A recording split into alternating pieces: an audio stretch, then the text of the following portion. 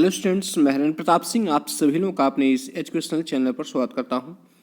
Students, आज हम लोग क्लास 12th की एक न्यू लेसन जिसका नाम है पोएट एंड पैनकेक्स। आज हम लोग इस लेसन को स्टडी करेंगे, इस लेसन के हिंदी अर्थ को समझेंगे। तो फ्रेंड्स, ये लेसन जो है लिखा गया है श्री अशोक मित्रन जी के द्वारा। तो सबसे पहले मैं थोड़ा सा इनके बारे में बता देना चाहता हूँ, अशोक मित्रन जी का थोड़ा परिचय दे देना चाहता हूँ।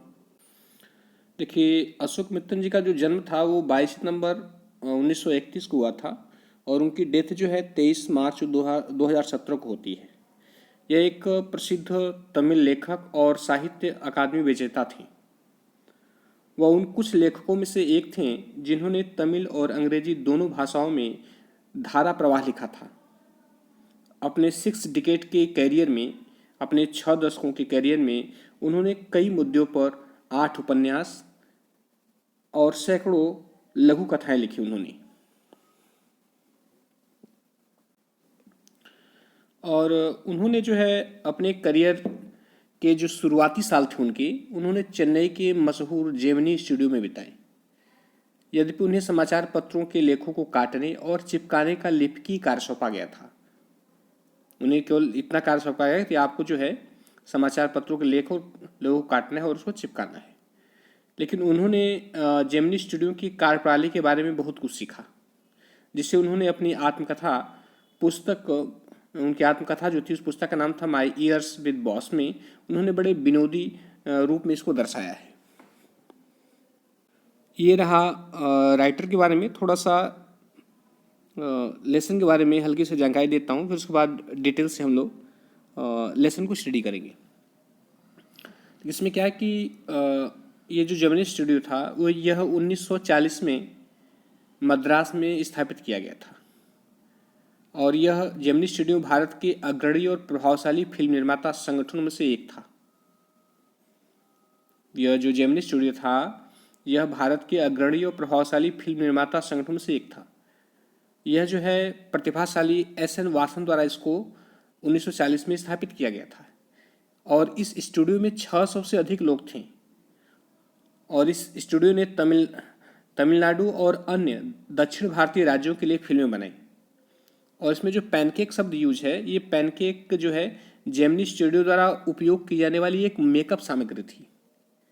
यह जो है ये एक मेकअप सामग्री थी जो कि जेमिनी स्टूडियो द्वारा जो है जो कैरेक्टर थे उसमें उसके मेकअप करने के लिए प्रयोग की जाती थी।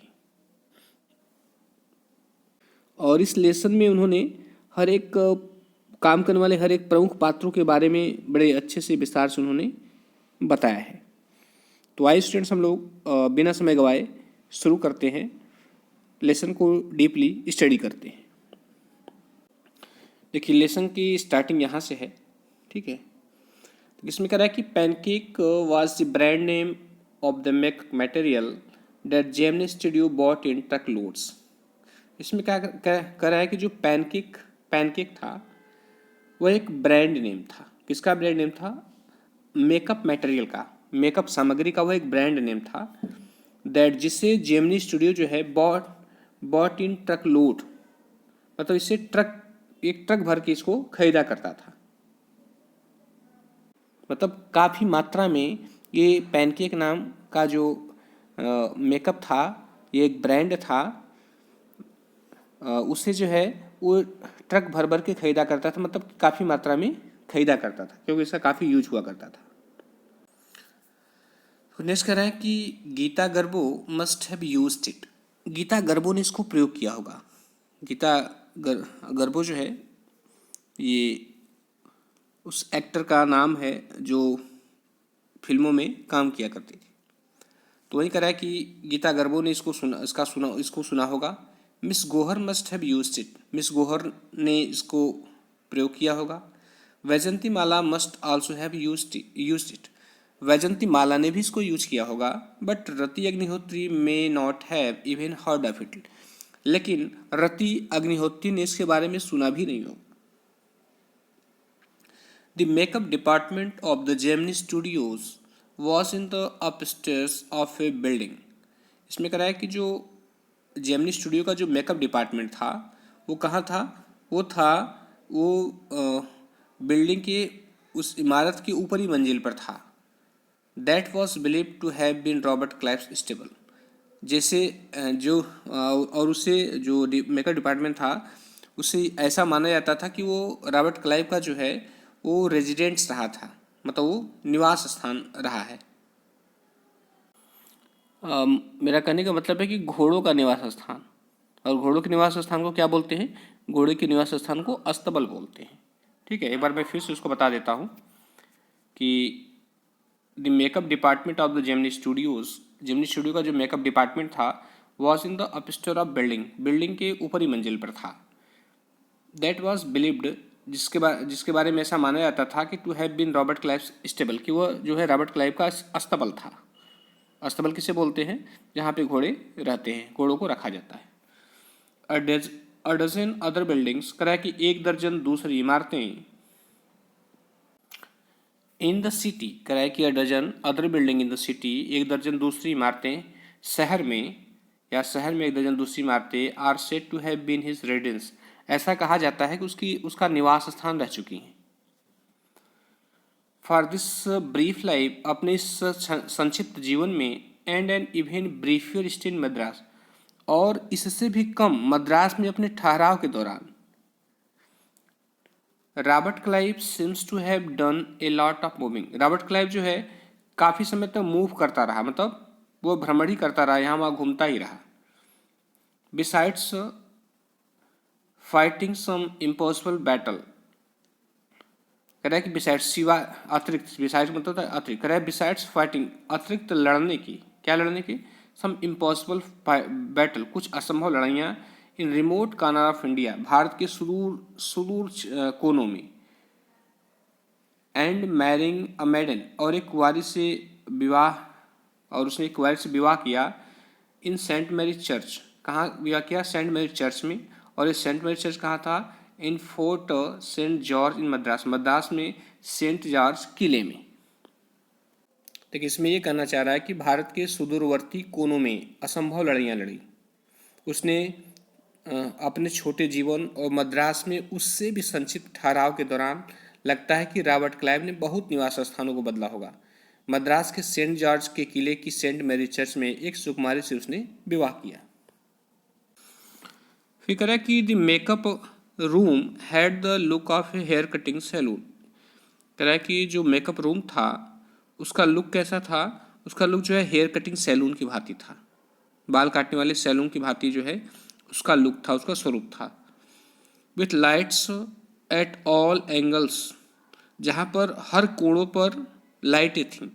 Around half a dozen large mirror, कह रहा है कि लगभग जो है आधा दर्जन बड़े बड़े दर्पणों के चारों तरफ जो है हर कोणों पर लाइट्स लगी हुई थी।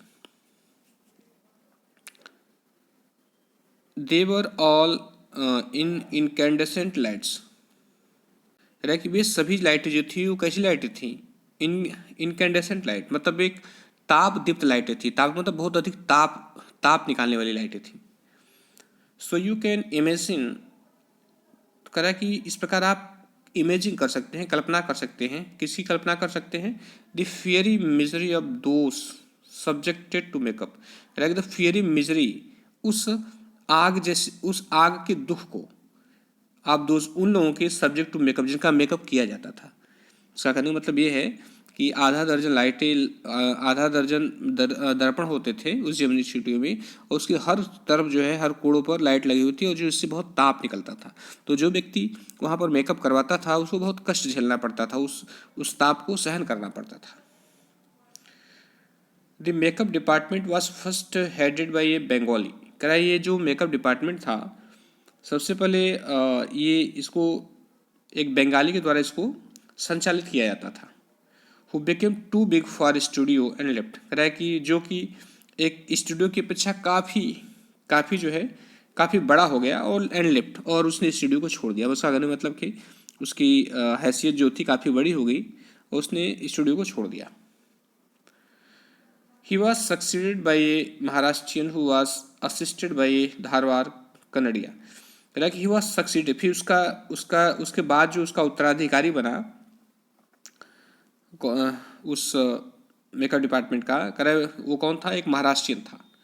वॉज असिस्टेड, जिसको असिस्ट किया जाता था या जिसकी मदद की जाती थी, बाई ए धारवाड़ कन्नड़िया, एक धारवाड़ कन्नड़िया के द्वारा, एंड आंध्रा, एक आंध्रवासी के द्वारा, और मद्रास इंडियन क्रिश्चियन, करे एक मद्रासी भारतीय क्रिश्चियन के द्वारा, एंड एंग्लो बर्मी के द्वारा, and the usual local Tamils, और स्थानीय और सामान्य स्थानीय जो है नागरिकों के द्वारा। वो जो नया हेड बना था मेकअप डिपार्टमेंट का, सभी लोग उसको मिलकर के उसकी मदद कर। फिर कह रहे कि ऑल दिस सोर्स, यह सभी बातें दिखाती हैं दैट की there was a great deal of national integration, कह रहा है कि काफ़ी राष्ट्रीय एकता थी। नेशनल इंटीग्रेशन मतलब अखंडता या एकता, कह रहा है कि काफ़ी राष्ट्रीय एकता थी। लॉन्ग बिफोर, बहुत समय पहले, किसके पहले, ऑल इंडिया रेडियो, AIR मतलब All India Radio and Doordarshan, और began broadcasting programmes of national integration. इसमें ये दिखाता है कि ये सभी शो जो है ये दिखाता है कि जो एयर इंडिया और दूरदर्शन जो था, इन्होंने जो नेशनल इंटीग्रेशन पर मतलब एक राष्ट्रीय एकता पर जो प्रोग्राम ये प्रसारित कर रहे थे, उससे बहुत पहले यहाँ पर राष्ट्रीय एकता थी, क्योंकि जेमिनी स्टूडियो के मेकअप डिपार्टमेंट में विभिन्न प्रकार के लोग, विभिन्न जाति धर्मों के लोग काम करते थे और बड़े ही मिलजुल करके वो अपने काम को पूरा करते थे। तो यह दिखा रहा है कि बाद में जब एयर इंडिया की स्थापना हुई, दूरदर्शन पे प्रोग्राम प्रसारित किए जाने लगे, तो राष्ट्रीय एकता पे प्रोग्राम प्रसारित किए जाते थे। तो इस प्रोग्राम के प्रसारित करने से बहुत पहले ही वो जेमिनी स्टूडियो ये दिखाता है कि वहाँ पर काफ़ी राष्ट्रीय एकता थी। This gang of nationally integrated कह रहा है कि यह जो है राष्ट्रीय अखंडता में जुड़े हुए लोगों का जो गैंग था, उसमें कह रहा है कि राष्ट्रीय एकता में जुड़े हुए लोगों का जो गैंग था, जो मेकअप मैन का जो गैंग था, could turn any decent looking person, कह रहा है कि यह किसी भी डिसेंट दिखाई देने वाले लोगों को, मतलब सुंदर दिखाई देने वाले लोगों को, इनटू ए हाइडियस क्रिम्सन ह्यूड मॉन्स्टर, यह बदल सकता था किसमें, एक हाइडियस, एक भद्दे, क्रिम्सन लालिमा युक्त, ह्यूड भयानक, और मॉन्स्टर और दैत में बदल सकता था। तो कहने का मतलब है कि ये जो पैनकेक्स की मदद से कोई भी सुंदर देखने वाले व्यक्ति को जो है एक भद्दे लाल रंग के भयावह दैत्य में इसको बदला जा सकता था। मैं एक बार फिर से बता दूं, कह रहा है कि this gang of nationally integrated makeup man, कह रहा है कि ये जो गैंग था किसका, नेशनली इंटीग्रेटेड, राष्ट्रीय रूप से जुड़े हुए मेकअप मैन का मतलब मेकअप करने वाले आदमियों का, या ऐसे भी कह सकते हैं कि राष्ट्रीय एकता में बधे श्रृंगार करने वाले लोगों का यह दल। ठीक है, यह दल क्या करता था, कह रहा है कि कुल टर्न, वह बदल सकता था एनी डिसेंट लुकिंग पर्सन, किसी भी सुंदर दिखने वाले व्यक्ति को किसे बदल सकता था, इनटू ए हाइडेस, एक भद्दे, क्रिम्सन लाल, ह्यूड भयानक, मॉन्स्टर दैत्य में बदल सकता था।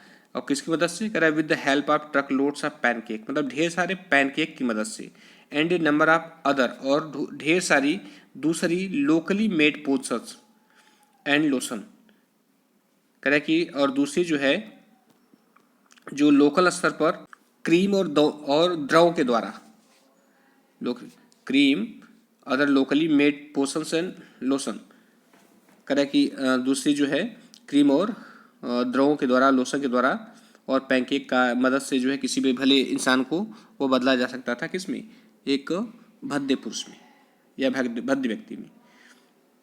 दोस were the days of mainly indoor shooting, अरे वे ऐसे दिन थे जब इंडोर शूटिंग होती थी, मतलब सभी अधिकांश शूटिंग जो है वो स्टूडियो के अंदर ही होती थी। And only 5% of the films, और केवल फिल्म का 5% वाज शॉट आउटडोर, केवल फिल्म का 5% भाग ही बाहर उसको शूट किया जाता था। I suppose the sets and studios slides needed the girls and boys to be made to look ugly in order to look presentable in the movie.